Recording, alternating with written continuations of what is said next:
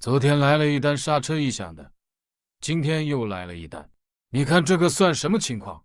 整个碟面都是锈迹斑斑的。按流程，咱们得先把刹车片拆出来，看看是什么问题。你看这块刹车片都完全失效了，基座都磨损了。单换刹车片赚不了什么钱哈，必须找点附加值。你看这个滑动销都锈蚀了，扩大范围刹车保养给它来一套。很明显哈，滑动销都生锈了，那么销孔肯定也是逃不掉的。你看清洗出来的全是铁锈，经过一番急头白脸的除锈下，你看现在漂亮了吧？这些都是影响刹车效能的关键，做好了就可以放心安装新的刹车片上去了。这辆本田思域也改装了这个东西，应该是加宽轮距的吧？